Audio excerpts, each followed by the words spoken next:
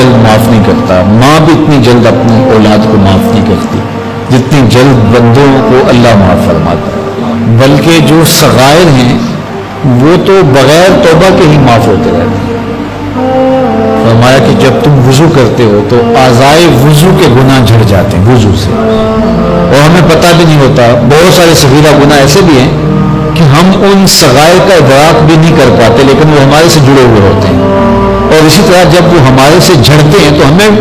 ادراک بھی نہیں ہوتا کہ وہ ہمارے ساتھ جڑے تھے اور ہمارے سے دور بھی ہو گئے اور ہمیں پاک صاف کر دیا گیا۔ ایک نماز سے دوسری نماز تک کا وقت درمیان کے اندر ہونے والے گناہوں کا کفارہ ہے، ایک جمعہ دوسرے جمعے تک، ایک رمضان دوسرے رمضان تک گناہوں کا کفارہ ہے۔ تو یہ اللہ کی کرم نوازیوں کے رہے، بلکہ فرمایا ہم نے تم کو جو بڑے گناہوں سے منع کر رکھا ہے، اگر تم ان گناہوں سے اپنے آپ کو بچا لو تو ہم اس کے صلے کے اندر تمہارے چھوٹے گناہ ویسے ہی معاف کر دیں۔ ایک تو ہے کہ تم وضو کرو گے تو جھڑیں گے، ایک تو یہ ہے کہ تم کچھ اعمال کرو گے تو اس کی برکت سے یہ گناہ ساتھ جھڑ جائیں گے، لیکن اگر تم بڑے گناہوں سے بچتے رہو گے تو ہم تمہاری اس بات کا اعزاز تمہیں دیتے ہوئے کہ تمہیں اللہ کے حکم کا پاس ہے اور تم بڑے گناہوں سے بچ رہے ہو، اور جو چھوٹے گناہ تم سے سرزد ہو گئے ہم اس بڑے گناہ سے بچنے کی وجہ سے وہ ویسے ہی تمہارے سے ہٹا دیں گے، تمہیں صاف کر دیں گے۔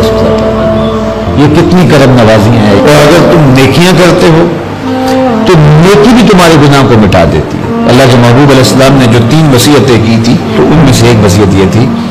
کہ گناہ تم سے سرزد ہو جائے تو اس کے بعد تم نیکی کرو، کیوں؟ تنہا جو نیکی ہے وہ گناہ کو مٹا ڈالے گی۔ یہ کیسا اس کا الوہی انتظام ہے کہ ہمارے گناہوں کو مٹانے کے لیے کتنے سامان رکھیں۔ چھوٹے گناہ سرزد ہو گئے ہیں تو وضو کرنے سے، نماز ادا کرنے سے معاف ہو گئے، صدقہ کرنے سے معاف ہو گئے، کسی کو مسکرا کر ملنے سے معاف ہو گئے، رستے میں پڑی ہوئی چیز ہٹا دی تو اس سے معافی ہو گئی، دروشی پڑا تو گناہ معاف ہو گئے اور خطائیں دھل گئیں اور درجات بلند ہو گئے، اور نیکی کی تو ساتھ گناہ بھی معاف ہو گئے۔ تو باقی رہی بات کہ کبیرہ گناہ، بڑی بڑی باتیں، تو شرک سے بڑی بات تو کوئی نہیں ہے، سب سے بڑا گناہ تو شرک ہے، لیکن اگر بندہ توبہ کر لیتا ہے تو اللہ شرک کو بھی معاف کر دیتا۔ ایمان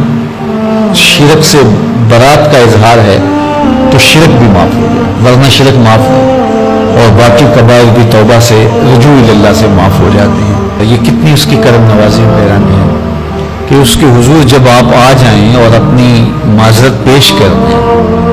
تو وہ بندے کو شرمندہ نہیں کرتا کہ تم نے یہ کیا۔ جب بندہ کوئی جرم کر بیٹھتا ہے، کسی سے زیادتی کر بیٹھتا ہے اور حقیقی زیادتی ہوتی ہے،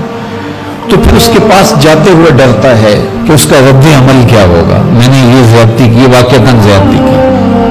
اب اس کا سامنا کرتے ہوئے ڈرتا ہے کہ جب میں جاؤں گا معاف کرے گا نہیں کرے گا، دونوں امکان ہوتے ہیں، پھر معاف کرے گا تو کتنا رگڑے گا، مجھے کتنا احساس دلائے گا، اور اس کے بعد معاف کرے گا، تو بندے کے قدم اٹھتے بھی ہیں اور کئی وسواس اس کے ساتھ جڑے ہوئے ہوتے ہیں کہ معافی ہوگی یا نہیں ہوگی، اور میری تذلیل ہوگی یا میری کیا صورتحال ہوگی۔ کسی سے بھی معافی مانگتے ہوئے اسی لیے لوگ اڑ جاتے ہیں، بعض کا وہ جانتے بوجھتے ہوتے ہیں کہ ہم نے یہ زیادتی کی ہے، اپنے بھائی کا دل دکھایا ہے، حق مارا ہے، زیادتی کی ہے، لیکن وہ اس احساس سے بچنے کے لیے تو پھر آہستہ آہستہ آہستہ آہستہ وہ اس کے عادی ہو جاتے ہیں۔ لیکن آپ اور میں گناہ کرتے ہیں تو گناہ کرنے کے بعد جب خیال پیدا ہوا کہ معافی مانگنی چاہیے، تو جب ہم وضو کر کے قدم اٹھاتے ہیں توبہ کے لیے تو ہمیں کوئی ایسا وسوسہ نہیں ہوتا کہ وہ معاف نہیں کرے، بلکہ حضرت داتا گنج بخش علی اجمیری علیہ رحمہ کشف الموجود میں ایک بزرگ کا قول نقل کیا کہ جس نے توبہ کی اللہ نے اسے معاف کر دیا، تو پھر ایک دوسرے بزرگ کا قول پیش کیا، کہا نہیں ایسا نہیں ہے کہ جس نے توبہ کی اللہ نے اسے معاف کر دیا، بلکہ یہ ہے کہ جس کو اللہ نے معاف کرنا تھا اس کو توبہ کی توفیق دی۔ وہ خود کہتا ہے نا کہ توبوا الی اللہ، میری طرف آؤ، رجوع کرو